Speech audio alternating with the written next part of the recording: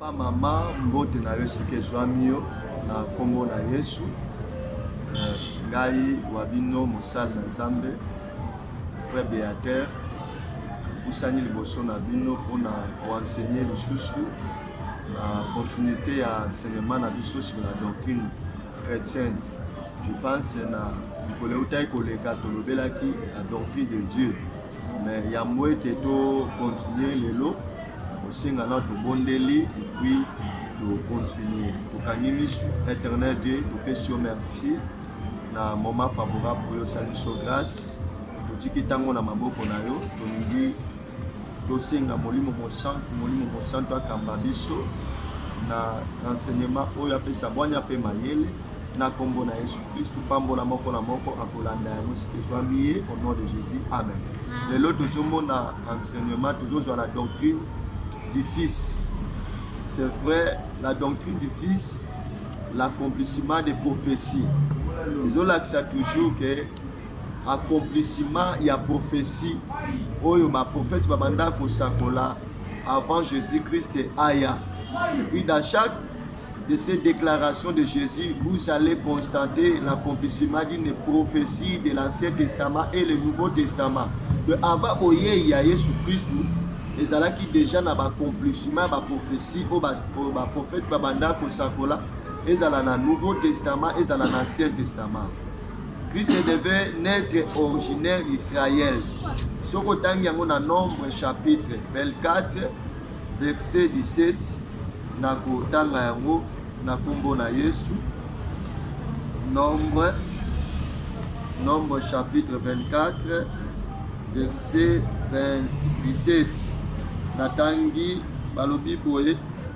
Je le vois mais non maintenant, je le contemple mais non de près. Un astre sort de Jacob, un sceptre s'élève d'Israël et percer les flancs de Moab.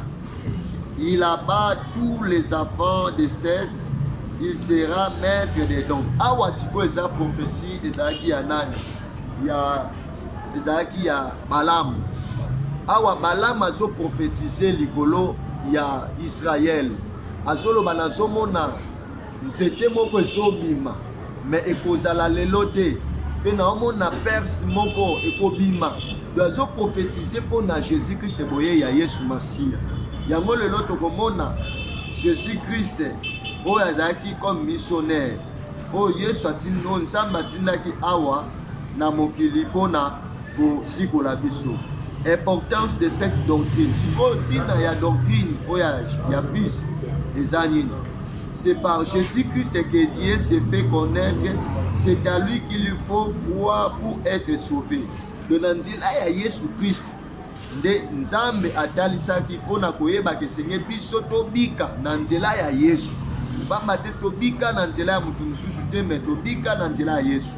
Pour apprendre à vivre comme lui, il faut bien le connaître. Dans ce chapitre, nous allons étudier ce que la Bible dit de sa personne. Donc pour vivre tokoyeba, il faut d'abord to connaître, il faut toyeba nanu Yesu Masia. Toyeba ye ndengazali. Alors, siko qui est Jésus? Yesu azanani, eza mutuna. Bato ebele bakitunaka, qui est Yesu azanani? Chez les Juifs comme chez les Africains, le nom d'une personne a beaucoup d'importance. Le nom précise qui est cette personne. L'idée des noms donnés au Sauveur et dont riche d'enseignements sur sa personne. Jésus, ce nom vient de hébreu. Comme Yesu est nakati na hébreu. La langue des Juifs, il signifie Dieu sauve. De signification Jésus-Christ. Comme wana ezolakisa Nzambe abikisi. Wana okotanga yango na mukanda na Luc chapitre 1er verset 32. Obotama ya Yesu. Babaki bakopesa ye Jésus-Christ parce que na nzela na ye ne ayaki kobikisa toute l'humanité. Mission ya Yesu elakisi signification nango ya Jésus-Christ ezolakisa Dieu sauve. Donc Nzambe aye kobikisa biso. Christ, ce nom vient de grec. Siko Christ, kombo ango eye na grec. Jésus Christ est en grec. Et il y a la langue des écrivains du Nouveau Testament. Il est la traduction du mot hébreu. Mashiach. Donc, en hébreu, on a besoin Mashiach. Mashiach. Qui veut dire ouin. Donc, Christ, en hébreu, on a besoin Mashiach. Donc, il y a ouin. Donc, Epakolami. Mouto atona Epakolami. Ce mot hébreu a donné en français le mot Messie, selon la coutume du peuple d'Israël. Donc, la coutume du peuple d'Israël, babanda ko benge Messie. Messie. Donc, Moutoyo ayaki ponanini au Kangola, peuple d'Israël. On répandait de l'huile sur le nom choisi pour devenir prophète. Donc, natango ya kalaba israélite, ceux qui Moutoyo bazolinga bakomise prophète, mosako na nzambe. Babande ko zwa huile, babande ko sopa likolo na ye. Basopi likolo na ndenge mope kombo ya Yesu Masia bazoloba Mashiach do elingi koloba oin.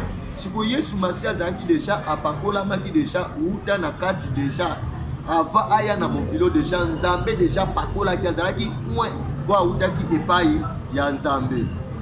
Sur les hommes choisis pour sacrificateur au roi. C'était une coutume très ancienne pratique pour montrer que les prophètes, les sacrificateurs ou les rois n'étaient pas choisis par les hommes mais par Dieu. Donc, ezalaki bato ba prophètes nganga nzambe pe ba cause. Nata Israël ba bane ko pakola bango bazui kuil ba sopi likolo mutu na ye. Donc ezola kisake mutu oyo aponami pa batu te mais aponami epa ya nzambe. Jésus est vraiment le Christ, le Messie, parce qu'il a été choisi pour accomplir ces trois ministères. Donc, Yesu Masia, azaki penza oyo Messie, parce que azaki wa ponamaki, pona koya kokokisa trois ministères. Tolanda sikoyo. Yesu aponamaki pona koya kokokisa ko accomplir trois ministères. Ya liboso prophète. De ton mot prophète. Jésus parle de la part de Dieu. Sur le Deutéronome chapitre 18 verset 15. Mazoba nini Yesu Christ abande koloba na part na ye mobote mais na part ya nani ya nzambe. Awa siko comme prophète. Azoloba na part ya nzambe. Oh, prophète azali oyo azoloba maloba ezo ute pa nzambe azokitsa maloba ya zo transmettre yango ndenge mo pe na Jésus Christ awa azaki ko jouer na ministère ya liboso prophétique de comme prophète ya mibale les sacrificateurs comme sacrificateur. Il a offert le grand sacrifice suffisant pour effacer le péché de tous les hommes. Hébreux 18 verset 1er à 2. Awa sikoyo comme sacrificateur de ayaki kobonza ezali sacrifice moko ekokaki parce que na kala ezaki se mutasali mabe babande kozwanyama batuni pona ko couvrir mais pona lisumu wana elongwa esengaki na nzela ya Yesu comme sacrificateur sacrifice awa a joué comme sacrificateur au rôle ya ba sacrificateur. Et ça, batoyo batumbaka mbeka. Donc Jésus-Christ, est-ce que yemoko mbeka? Ayaki ko pipe sa mbeka o ekokaki pona kolongola masumu ya batu nyonso nde tolobi na Hébreux chapitre 8 verset 1er à 2. Ya misato comme roi. De trois ministères oyo, prophète, sacrificateur, roi. Roi, pourquoi balobi roi? Jésus a reçu de son père tout pouvoir. Il est le successeur promis à David. Son règne n'a pas de fin. Matthieu chapitre 21 verset 5. Awa siko Yesu comme roi. Balobi roi oyo Jésus a zwaki epai ya tata bokonzi. Or ba roi baza bato bazo exercer pouvoir na kati na monde. Ndenge Jésus Christ azwaki siko bokonzi wana comme un roi kobanda ute epai ya tata epai ya nzambe. Donc tina mokilo Jésus Christ azali comme un roi. Yango tolobi na Matthieu chapitre 21 verset 5. Alobi successeur promis à David. Le second même David, yango tobengaki le fils de David. David azalaki roi. Donc Jésus-Christ est comme roi. Ye pas azalaki mokonzi. Siko bokonzi ya Yesu règne na ye eza na suka te. Mais or que ba roi ko ba lekaki bokonzi na bango ezalaki na limite. Mais Jésus-Christ est bokonzi eza na suka te. Règne de Jésus-Christ c'est pour toujours. Libela na libela comme un roi. Tolobi na Matthieu 21 5. Jésus-Christ est appelé le fils de Dieu et le fils de l'homme. Balobi Jésus-Christ azobenga mwana ya Nzambe pe mwana ya moto. Le fils de l'homme. Ce que tout le monde a le fils de l'homme. Par ce titre, la Bible enseignait que Jésus est vraiment homme. Jean chapitre 1, verset 14. Na titre où tout le monde a Jésus-Christ aza penza moto. Ah, bazolo bien la qualité à moto. Et la parole devint chair et habita au milieu de nous. Ah, bazolo ba. Au commencement était la parole. Et la parole était avec Dieu. Et la parole était Dieu. Balobi ces paroles et l'attaque nzoto. Denge Yesu Christ a l'attaque nzoto. Ya kibomoto. Oto mona na mai na makila. De na kibomoto na ba sentiment na nini. Yango zo mona na tango amatena ngomba Getsemani tango mona kiliwa na misu. Ake koloba bitata soki mo ezali longola coupe. Wana siko nzoto na kibomoto esalaki. Mais sikoyo babi chair et habita au milieu de nous. Mais Jésus n'est pas n'importe quel homme. Amen. Alléluia. Babi Yesu Christ azasi ko n'importe quel homme. Awa sikoyo. Parce que avant qu'il na kati ya babi, azaki na lisanga ya babi. Mais siko azalaki n'importe quel homme. Azaki mutu lokola bato nyonso tuke. Malgré azaki na nzoto ya kibomoto. Azalaki na miso azalaki na makolo mais azalaki lokola bato nyonso tuke. Azalaki exceptionnel. Azalaki donc comparé na mutu nyonso tuke. Il est sans péché. Ah, donc si tout le monde a débat au Kesenisaï, malgré azalaki moto, mais azalaki na lisumuté. Mais tandis que biso batu, mutu o azangi lisumu azati. Mutu nyonso tu azana péché. Mais kasi babi Christ azalaki mutu lokola batu nyonso tuke. Mais azalaki mutu sans péché. Le Yesu azalaki na lisumuté. Ayebaki pe lisumuté. Wana tanga na 2 Corinthiens 5 verset 21. Il peut donc se présenter devant Dieu au nom de tous les hommes. Alléluia. De babi azalaki ko se présenter liboso nzambe na kombo ya batu nyonso. De Yesu Christ amemaki mukumba ya batu nyonso. Ye azalaki mutu mais lokola batu nyonso tute. Mais amemaki mikumba ya batu nyonso to abandaki ko se présenter yango liboso ya nzambe. Awa siko to mona comme le fils de Dieu. Ya liboso to lobi le fils de l'homme. Awa le fils de Dieu. Ce titre a quelque chose de choquant. Babi titre oyo il y a le fils de Dieu et ça titre moko et l'homme moko ils ont choqué. En effet, comment Dieu peut-il avoir un fils? Si ko nzambe ndenge nini akoki kozala na mwana. Alléluia. Nzambe akoki kozwa mwana ndenge nini? Parce que babi le fils de Dieu. Cette expression n'a pas dans la Bible son sens habituel. Babi expression oyo eza na Bible te. Elle ne signifiait jamais que le fils de Dieu serait né de l'union de Dieu avec une femme. Le fils de Dieu est éternel. Mwana nzambe aza éternel. Or que ton monaki kuna éternel na doctrine de Dieu. Éternel elingai boloba te. Moto yo aza ne bandelite aza na suka te. Donc Yesu Christ babi aza éternel. Il n'a ni commencement ni fin.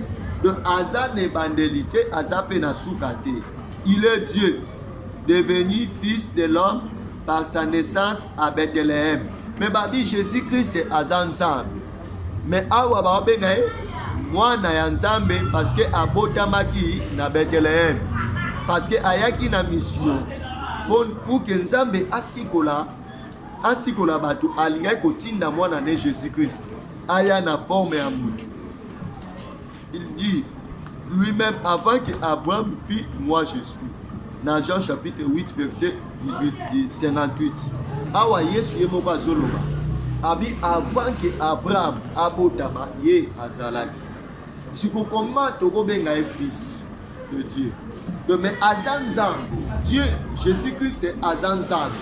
Ba matashe bisaba babadi abino avant que Abraham abotama ye azalaki.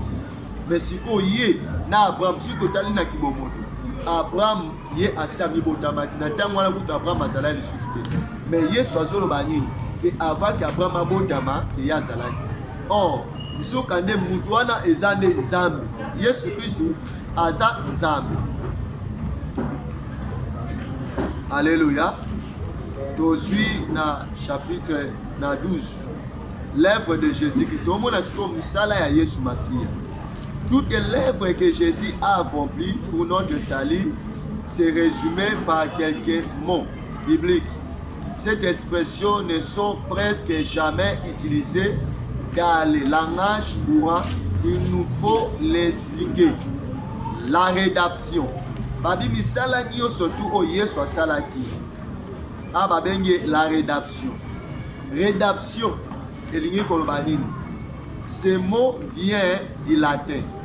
Mot rédaction. Parce que Jésus-Christ il est le rédacteur. Babi si comment la rédaction. Ezamo oyo euti na latin. Elingi kolobanini. Signifiait rachat. Au temps des apôtres, la rédaction était l'acte par lequel on libérait un esclave en payant à son maître les prix qu'il demandait. Balobi natamwakal ezaki ndeni. Babandaki ko libérer l'esclave, bato bakangi wa libérer ye et pas à maître, mais il faut au futa droit moko wana. Et pas ya kolo o aretenaki wazaki comme esclave na ye. Yango prix wana o kolo wana osenga ngo nde yango babenga ngo rachat. De nos jours où l'esclavage n'existe plus, cette expression ne nous dit plus grand chose. En effet, depuis la chute d'Adam et Ève, les hommes sont devenus esclaves du péché. Babengi Jésus Christ. Et comme la rédaction, les rédactions, les rédacteurs. Babi pourquoi? Natango kobana na lisumu ya Adam, shit ya Adam na Ève na jardin d'Éden. Biso batu tozaki baumbu ya lisumu. Tokangamaki na kati na lisumu. Mais en donnant sa vie, le Christ a offert le prix de leur rachat. Romains 6:6. Nanzela Yesu Masia, komi pesa mbeka. Komi pesa bomo na ye, de yango tobenga ye rachat. Wango babenga rachat, la rédaction. Donc signifie Yesu Christ a payé sa prix. Il a payé sa prix. Nanzela ya kokufa na ye bomo na ye. A payé sa yango pona biso. Quand komaki tozaki ba esclave ya péché. De ce que tobenga le prix de rachat. C'est là Romains 6:6, 1 Pierre chapitre 1 verset 18 à 19. Vous avez été rachetés par le sang de Jésus. De biso to so mama na kati na nzela makila na Yesu. Sans le sang de Jésus-Christ, biso to gato so mama. To gato za toujours esclave ya masul.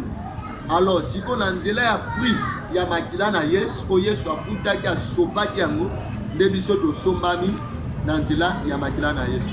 Ce sacrifice a été offert à Dieu. Hébreux 9:14. Pour que sa justice soit satisfaite, le péché était fini. Dieu peut nous recevoir lorsque nous acceptons d'être libérés par Jésus-Christ. Dans cela, il y a sacrifice oyo et bonzama qui est pas dans ça. Comme mbeka ya motuya. Dans Hébreux 9:14, pour que sa justice soit satisfaite. Sembo na esepel sanangela ya lisum oto zaki na moto finiraki. Mais si ko nangela Yesu Masia alimaki komi pesa mbeka. De Nzambe acceptaki que nous acceptons d'être libérés par Jésus. De tozaki sko libéré nangela ya Yesu Masia. L'expiation. Mo oyo l'expiation. Ce terme se trouve surtout dans l'Ancien Testament. Il désignait l'acte par lequel le péché est couvert par le sang. L'expiation, elingi koloba nini? Ezali acte oyo lisumu ezali kozipama. Ndenge bande kosalema, lisumu ezali kozipama. Nde babande kobenga yango l'expiation. Na Ancienne Alliance, babande komona babande ko utiliser mot terme oyo l'expiation par laquelle ta babomi nyama bazwi makila wana basopi do lisumu ezali kozipama. Dans l'Ancienne Alliance, avant la venue de Jésus-Christ, c'est le sang de brebis et de bœufs, de tous les sacrifices d'animaux qui se servent d'expiation pour le péché. Na kala nde na oti koloba ezalaki na nzela ya banyama koboma makila wana nde sikoyo bande kosala expiation donc mpona kozipa lisumu oyo mutu asali. Lévitique 17:11. Okende kotanga na Lévitique chapitre 17 verset 11. Mais ce sang d'animal ne pouvait pas effacer le péché. Mais makila wana ya nyama yango ekokaki ko effacer lisumu te. Yango ebandeka kozipa kaka lisumu. Mais esengaki na nzela makila ya Yesu nde effacer lisumu. Pour effacer le péché, il annonçait les grands sacrifices de Jésus, son sang qui représente sa vie offerte, nous purifier de tout péché. 1 Jean chapitre 1, 17. Hébreux 9, 13. Nalobi 1 Jean chapitre 1, verset 7. Et puis Hébreux verset 9, 13. De makila na Yesu, de eyaki pona ko purifier biso. Na nzela ya makila na ye mpe na komipesa libonza. Deyaki mpona kopurifier biso. Alors, la justification. Le dictionnaire définit le verbe justifier comme suit. Prouver l'innocence, de rendre légitime, déclarer que quelqu'un ou quelque chose est juste acquitté. Donc, la justification. Dictionnaire zotalisa biso, ils ont prouvé. Pour prouver innocence ya mutu oyo, de mutu aza innocent. Acte par laquelle ils ont dit que mutu aza innocent, innocence ya mutu. Donc aza déjà quitté. Na eloko ebande ko condamné. Aza déjà quitté, donc yango babenga justification. La justification est la conséquence de la rédemption et d'expiation. Romains 4, 25. Siko babi la justification. Et sa conséquence, il y a rédemption. Il y a rédemption. Puis il y a rachat de total koloba. Puis l'expiation. Et ça, là, c'est que mutu oyo a déjà quitté. Nanzela, il y a libonza, il y a Yesu Masi, il y a commis pesambeka yemoko. Jésus-Christ nous a rachetés. Il a expié notre péché. Nous voilà donc en état de paraître devant Dieu. De Yesu yemoko ayaki ko se paraître devant Zam. De azwaki lisumu na biso, ami komisaka ayaki ko racheter biso. Ayaki ko somba biso na nzela ya makila na ye. Ami bozaki epai na tata. Ayaki ko se paraître devant tata pona lisumu na biso. Yango na nzela na ye, ayaki ko se réconcilier biso na Nzambe. La justification, c'est le fait de rendre juste l'acquitté d'une accusation et d'observer une faute. C'est l'acte de Dieu par lequel il déclarait juste quiconque croit au Seigneur Jésus. Par bien la justification, c'est Moutou aza juste. Acte par laquelle Moutou aza déjà quitté d'une accusation. Le diable a bandé au fond d'abisso. Nandela lissou. Mais par Nandela makila na Yesu o asopaki biso toza déjà acquitté. Accusation mon côté au diable akoki ko accuser biso pa na tata parce que Yesu Masia déjà yemoko ayaki komi bonza. Abatali sibiso la réconciliation. Onyo surtout tozoloba misala o Yesu ayaki ko sala mo na mokili.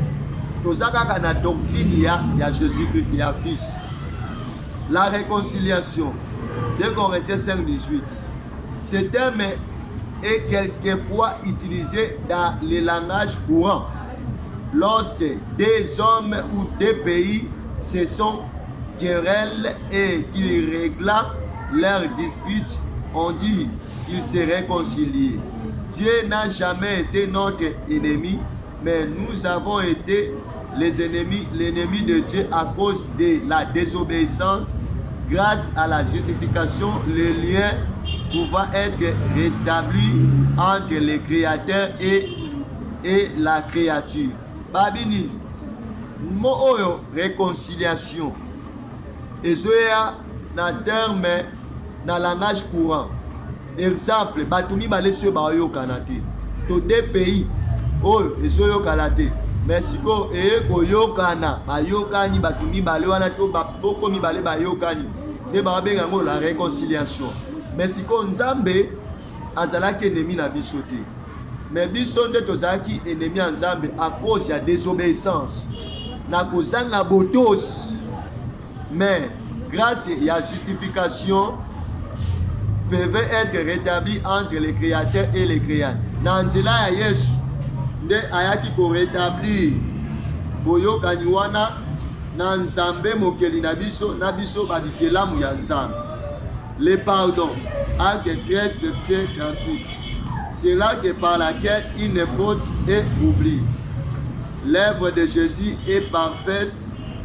Il allait effacer tous nos péchés et pour toujours Dieu les oublie. Hébreux 10, 17.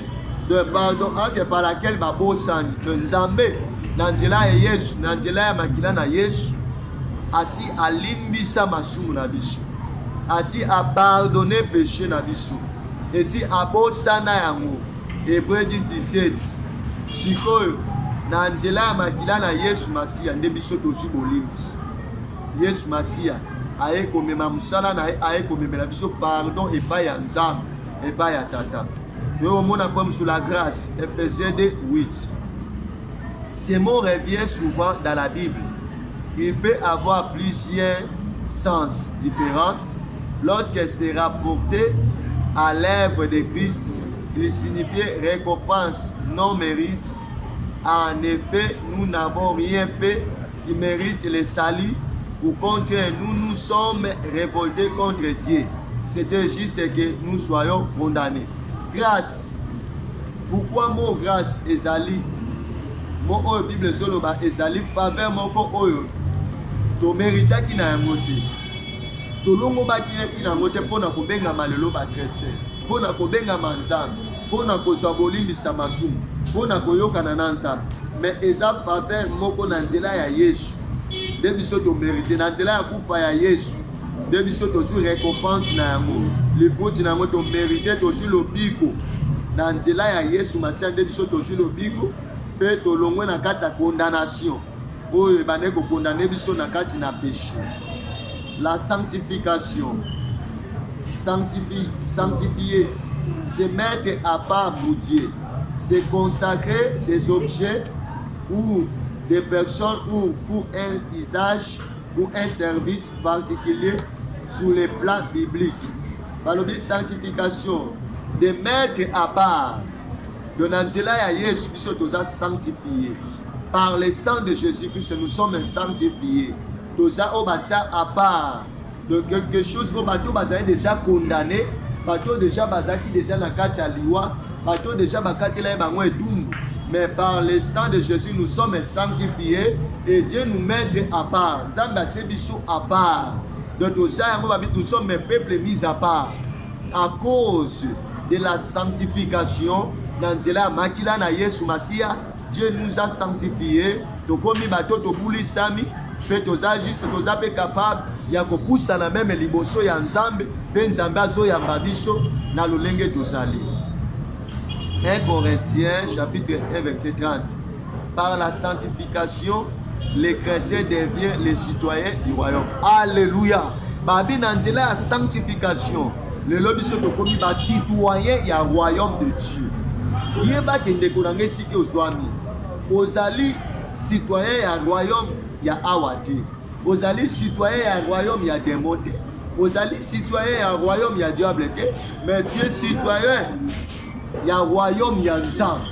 Donc yo za oyo oza mutoyo oza na kati ya royaume ya Nzambe. Tu es citoyen na nzela ya sanctification.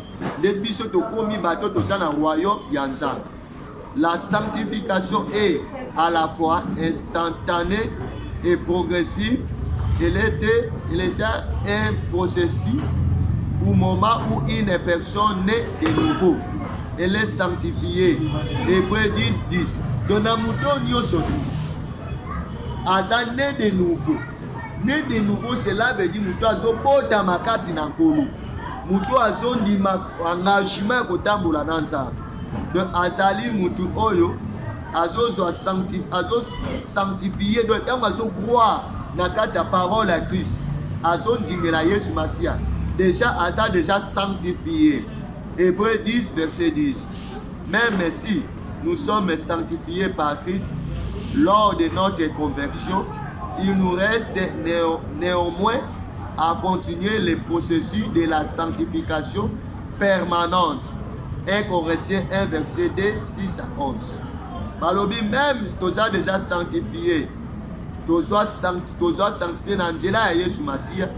Mais esenge na biso toujours to continuer toujours komibulisa makakaka. Reste au moins à continuer le processus de la sanctification permanente.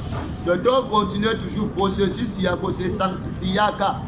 Donc komibulisa maka ezala eloko eza permanent. Ezala eloko tozo salela yango a des fois tango nyonso. Yango tobi na 1 Corinthiens chapitre 1 verset 2, 6 à 11. Tout chrétien doit rechercher la sanctification. Hébreux 12 verset 14. Mon Christ nyonso aza na droit alukaka amibulisamaka.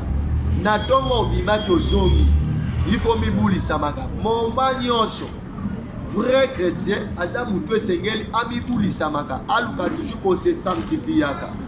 Parce que tango ozosala bongo nde ezozala malamu. Tout saint que quel que soit le progrès qu'il fait dans le Seigneur et dans la vie de la sainteté, il reste toujours imparfait. Mais il y aura un temps où tout péché sera extirpé et où le corps du croyant sera immortalisé et glorifié. Awa babini chrétien nyonso balobi chrétien nyonso tana otolobi na bi chrétien nyonso aza mutu oyo aselukaka toujours amizalaka amibulisamaka azalaka parfaitement liboso na Nzambe. Pamba te tokotango tokolongwa awa na mokili oyo tolati nzoto oyo eza immortel, nzoto ekokufa te, nzoto ekozala incorruptible. Tant que na kati na gloire ya Christ, esengeli toujours to garder toujours na moment oyo ya sanctification. La divinité de Jésus-Christ. Siko to omona bonzambe ya Yesu. La divinité de Jésus-Christ. Landa esike swami nazoke ne pona kochite. Nous avons que Jésus est Dieu car il possède toutes les attributions. Balobi Yesu Christ aza Nzambe. Pamba te azozwa battribution nyonso ya Nzambe. N'appartenant quand Dieu, le verset suivant nous montre cela. 1. Il est éternel. Bogotanga ngona Michée chapitre 5 verset 2. Jean 8 58, Colossiens 1 17, Apocalypse 1 8. Balobi Jésus-Christ, il est éternel. La divinité de Jésus. Bonzambe siko ya Yesu Masia. De balobi, il est éternel. Michée 5 2, Jean 8 58, Colossiens 1 17, Apocalypse 1 8. Yami Balé, il est immuable. Tout le monde a qui a la doctrine Yanzam, il est immuable. Hébreux chapitre 13 verset 8. Yami Sati, il est le tout-puissant. Yesu peut avoir le tout-puissant. Tout le monde a qui a la doctrine de Dieu. Donc la divinité de Jésus, c'est bon Zambé à Yesu Masia. balobi il est le tout puissant. Place nazo sou qui s'en est à. Jésus est le tout puissant. Donc c'est-à-dire azan Nzambe na bato baboyaka que Yesu azan Nzambe te. Azaka un simple prophète, azaka un simple messie. Mais Dieu, Yesu azan Nzambe. Il est 100%, il est Dieu. Alors, azola dans l'attribution, nous sommes Nzambe. Tolobi kuna, babi il est éternel. Éternel azamutu oyo azane bandelite azana sukaki. Azamutu oyo azane ba yango moni na ba juif pona bango ezalaki folie. De place apôtre Paul azoloba la prédication de la croix. La prédication de la croix est une folie pona ba juif parce que ba juif bango bayebi ke Nzambe akufaka te. Mais Yesu ayaki na nzoto pour que aya kosikola biso. Mais siko bango to baloba Yesu aza Nzambe pona bango ezalaki folie. Pourquoi? Babande koyeba ke Nzambe akufaka te. Mais comment Yesu azomi benga Nzambe? Mais ye mutu akufa mwana ya Marie, mwana ya Joseph. Or que Yesu Christ ezalaki mission esengelaki aya na lolenge ya kibomoto. Pamba te Yesu soki ayaki na lolenge ya kibomoto ya kibonzambe tonga tokoka kovanda na ete. Donc azwaki batribution ya Nzambe, il est éternel. Éternel aza oyo akufaka te. Aza oyo aza éternel, aza libela na libela. Yango moni Yesu tango akufaki asekwi. Asekwi aza libela na libela. Yango babile le tout puissant. Na banguya nyonso Yesu ndaza likolo. Aza même likolo ya bandoki. Aza même likolo ya banganga. Aza même likolo ya barosi chrétien. Yango nazo lancer appel oyo. Soko zalaki na kati na bandoki. Na puissance ya molili. Longwa na puissance ya molili. Yake pai na Yesu. Parce que Yesu il est le tout puissant. Aza likolo ya banguya nyonso. Aza likolo ya ba féticheur, aza likolo ya banganga, aza likolo ya ba rosicrucien, aza likolo ya ba franc-maçon, aza likolo ya ba scientiste nyonso. Yango nazo biso mutozo ya ba message oyo yaka longwa na kaya Jésus Christ. Longwa na kaya ba démon, longwa na kaya diable. Yaka na kaya Jésus Christ parce que il est le tout puissant. Yango ane sike zwami soko moni bitumba ba menace ya besprit ya ténèbres belela Yesu Christ comme le tout puissant akoya pe akokangola yo kombo Yesu Christ eza likolo ba kombo nyonso. Yango Bible zoloba azwaki kombo oyo koleka ba kombo nyonso. Yango Yesu Nzambe atombolaki ye na kombo na Yesu mabolongo nyonso tezokumbama. Na kombo na Yesu bandoki bazoki. Na kombo na Yesu bandala doctrine ya Yesu Masia. Mission ayaki nango pona kokangola. Kombo ya Yesu Masia elakisi Dieu qui sauve. De Nzambe ayaki kokangola biso na nzela ya Yesu Masia. Or koya ya Yesu Masia déjà ba prophète babane déjà ko sakola. Babane déjà ko prophétiser pona arriver à Jésus Christ. Alors yango tango Yesu ayaki pona kokangola ngai na yo. Ezala yo muto na masumu. Yesu Masia azala posa na yo. Tala musala o ekulusu. Mission oya Yesu ayaki pona ko libérer muto na masumu. Yo ndoki, yo nganga, yo féticheur, yebaki na monde wana mawezate. Mais epa ya Yesu Masia nde mawezali pe lobiko ezali. Vie éternelle ezali. Mukolokola kolinga tokolobela la doctrine des choses à venir. La doctrine ya makambo ekoya. Yebaki yo zo vivre na kati ya péché, o vivre na kati ya bonganga, o vivre kana ba kati ya ba fétiche. Yebaki makambo ezoya liboso, makambo ezoya. Yeba Yesu Masia tikali muke azonga la mokili o. Metango akoya akuta lolenge ni. Akuto kaka na kindoki wana, akuto kaka na bakisi wana, ba pratique wana, yo tika chambre na moko pona o evokaka ba force wana. Benga na ebisio Yesu nde azali kolo ya misala wana, azali kolo ya banganga, azali kolo ya ba puissance nyonso tout. Et si que zwamie tobelela ye, il est le tout puissant, ye akitapu ke akangolao, ye akitapu abikisa yo. Na mutu nyonso tout ayambi message oyo tika Nzambe apambola yo la doctrine de Jésus Christ eyaki mpona kolibere biso, eyaki mpona kozongisa boyokani oyo ekatanaki entre biso na Nzambe. Yesu aza lokola pont alobi na mokanda na Jean chapitre 14 verset 6 abi je suis le chemin, la vérité et la vie. Mutu nyonso to ayepa na ye Yesu nde nzela ya solo. Nzela ya bakisi eza nzela ya lokuta, nzela ya kindoki eza nzela ya lokuta. Mais Yesu Masia nde aza le chemin, la vérité et la vie. Ayebisi Lazare, je suis le chemin et la vérité et la vie. esika yo ndimi soko ndimi mateya oyo tika nzambe wana apesa yo bomoi pe abakisa nguya kati na yo nzambe apambola yo nde tomonani mbala nsima. Ciao, tobondele esika ezwa mibiso. Seigneur pambola moto nyonso tu alandi akozwa message oyo Yesu Christ yo mimonisama loboko no na nguya ezali likolo na bango. Pambola béni na kombo na Yesu Masia nde tolobi amen. Oh motema na ngai ngumela pe vanda bisika ozali kwete nkolo nempole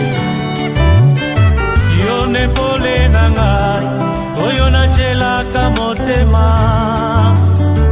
yo ne mwina na ngai nzela oyo nabilaka